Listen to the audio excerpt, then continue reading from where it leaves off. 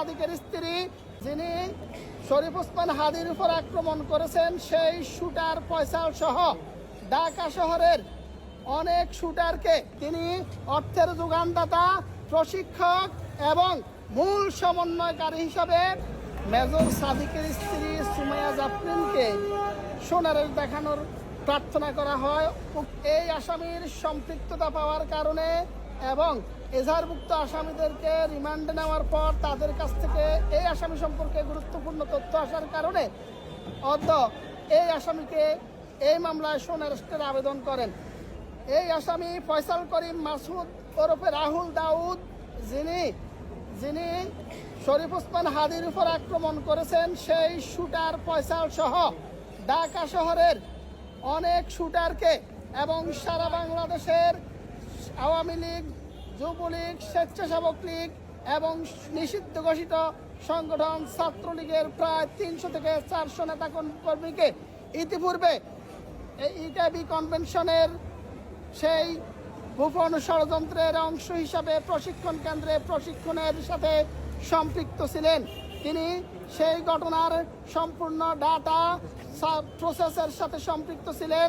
তিনি মেজর সাদিকের স্ত্রী, তিনি অর্থের যোগানদাতা, প্রশিক্ষক এবং মূল সমন্বয়কারী হিসাবে শেখ হাসিনা, সাবেক ফ্যাসিস্ট প্রধানমন্ত্রী, এই দেশ থেকে পালিয়ে যাওয়া শেখ হাসিনাকে, ফ্যাসিস্ট হাসিনাকে পুনরায় আবার এই দেশে ফিরিয়ে আনার যে গোপন ষড়যন্ত্রের আওয়ামী লীগের এই গোপন ষড়যন্ত্রের অংশ হিসাবে হাসিনাকে ফিরিয়ে আনার নীল নকশা বাস্তবায়নের জন্য এই মেজর সাদিক এবং তার স্ত্রী ঢাকা শহরের বিভিন্ন স্থানে, বিশেষ করে গুলশান, বনানী, উত্তরা, কাঁটাবন, মিরপুর সহ বিভিন্ন জায়গায় তার গোপন বৈঠকের, গোপন ষড়যন্ত্রের প্রমাণ ইতিপূর্বেও পাওয়া গিয়েছে।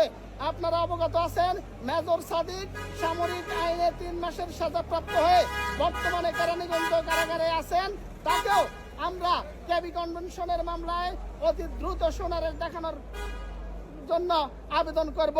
এই আসামিকে আমরা, আজকের যে আসামি সুমাইয়া জাফরিন, তাকে আমরা ইনশাল্লাহ পরবর্তীতে রিমান্ডের আবেদন করলে এই মামলা সহ ঢাকা শহরের বিভিন্ন চাঞ্চল্যকর হত্যাকাণ্ড এবং ঘটনার সাথে তার সম্পৃক্ততার বিষয়ে এবং প্রশিক্ষিত শুটারদের বিষয়ে গুরুত্বপূর্ণ তথ্য উদ্ঘাটন হবে বলে আমরা বিশ্বাস করি।